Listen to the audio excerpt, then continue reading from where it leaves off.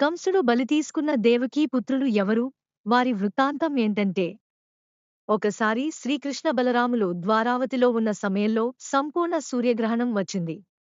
అలాంటిది సామాన్యంగా యుగాంతాన, ప్రళయకాలాన మాత్రమే సంభవిస్తుందన్న విశ్వాసం వాళ్ళ ప్రజలు భయపడిపోయి కురుక్షేత్రంలోని శమంతపంచకానికి చేరుకున్నారు. పరశురాముడు మదోన్మత్తులైన రాక్షసులను సంహరించిన సందర్భంలో వారి రుధిరంతో ఏర్పడిన మడుగులు 5ంటికి శమంతపంచకమని పేరు.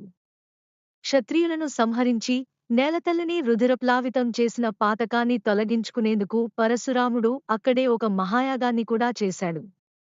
ఆ యాగానికి యాదవులందరూ తరలివెళ్లారు. మత్స్య, కోసల, విదర్భ, కురు, సృంజయ, కాంభోజ, కేకయ, మద్ర, కుంతి, ఆవర్త, కేరళ దేశాధీశులెందరో అక్కడ సమావేశమైనారు. వాళ్ళందరూ శ్రీకృష్ణుని సందర్శించి సత్కరించారు. శ్రీకృష్ణ బలరాములు కూడా వాళ్లను యథోచితంగా గౌరవించారు.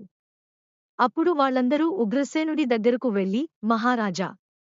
ప్రపంచంలోని మానవులందరిలోకి యాదవులు మాత్రమే ధన్యులు.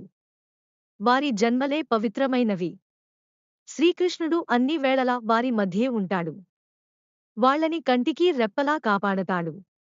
శ్రీకృష్ణుడు సాక్షాత్తూ శ్రీమన్నారాయణుడే. ఆయనను దర్శించటం యోగులకే శక్యం కాదు. అలాంటిది యాదవులు పిలిస్తే పలుకుతాడు. ఆయనను మీ మధ్య నిలుపుకుని నిర్విచారంగా జీవిస్తున్న మీరు చాలా అదృష్టవంతులు అని పలువిధాల నల్లనయ్యను ప్రశంసించారు. యశోదానందులకు, దేవకీ వసుదేవులకు వారు ప్రణమిల్లారు. బిడ్డల గొప్పతనానికి మురిసిపోయి తల్లిదండ్రులు బలరామకృష్ణులను గుండెలకు హత్తుకున్నారు. దేవకీదేవి బలరామకృష్ణులను దగ్గరకు పిలిచి, నాయనలారా! మిమ్మల్ని పొగడాలో, పొగడకుండా నా ఆనందాన్నంతా ఈ గుప్పెడు గుండెలో ప్రోది చేసుకోవాలో, మీకు నమస్కరించవచ్చో, లేక బిడ్డలకి చేయకూడదో, మిమ్మల్ని ఆలింగనం చేసుకోవాలో లేక దూరం నుంచి దర్శించి కన్నుల పండుగ చేసుకోవాలో తెలియటంలేదు. మీరు ఏమనుకోకపోతే ఒకే ఒక కోరిక కోరుతాను. మీరిద్దరూ మరణించిన మీ గురుపుత్రుని తీసుకువచ్చిన విధంగానే కంసుడు పొట్టన పెట్టుకున్న నా బిడ్డల్ని కూడా ఒక్కసారి తెచ్చి చూపండి అని భోరున ఏడ్చింది. బలరామకృష్ణులు ఆమెను ఓదార్చి యోగమాయా ప్రభావంతో వెంటనే సుతలానికి వెళ్లారు. రాక్షసేశ్వరుడు బలి వాళ్లకు ఘనంగా స్వాగతం చెప్పాడు. భక్తిపూర్వకంగా వాళ్ళని అర్చించి కానుకలు సమర్పించాడు. బలరామకృష్ణులు అమితానందం పొందారు. బలి పూర్వం స్వయంభువ మన్వంతరంలో మరీచికి, ఊర్ణ అనే ఒక భార్య ఉండేది. ఆ దంపతులకు స్మరుడు, ఉద్గదుడు, పరిష్వంగుడు, పతంగుడు, క్షుద్రభువు, ఘృణి అనే 6 కుమారులుండేవారు. వాళ్లందరూ దేవతలే. వాళ్ళు ఒకసారి బ్రహ్మదేవుని ఎగతాళి చేసి పరిహాసంగా మాట్లాడారు. అందువల్ల వాళ్లను రాక్షసులై పుట్టమని ఆయన శపించాడు.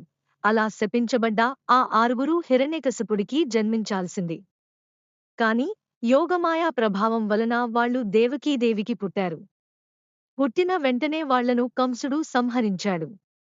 ఆ 6 ఇప్పుడు నీ దగ్గర ఉన్నారు. మా తల్లి దేవకీదేవి వాళ్లను చూడాలనుకుంటోంది. ఆమె కోరికను తీర్చటం కోసం మేము ఇక్కడికి వచ్చాం. వాళ్ళు మా వెంట వస్తే వాళ్లకు శాపవిముక్తి కలుగుతుంది. వాళ్ళు తిరిగి వాళ్ళ నిజవాసం చేరుకుంటారు అని చెప్పారు. బలి వెంటనే వాళ్లను బలరామకృష్ణులకు అప్పగించాడు. వాళ్లను బలరామకృష్ణులు తమ తల్లికి చూపించి ఆమెకు ఆనందం కలిగించారు. ఆ 6 శ్రీకృష్ణుని స్పృశించి తమ పాపాల్ని తొలగించుకున్నారు. చతుర్ముఖుని శాపం నుంచి విముక్తి పొందారు. ఏనాడో మరణించిన తన కుమారులు తన సముఖానికి రావడం, వెంటనే తిరిగి వెళ్ళిపోవడం దేవకీదేవికి ఆశ్చర్యం కలిగించింది. అదంతా శ్రీకృష్ణుని లీల అని గ్రహించి పరవశించిపోయింది.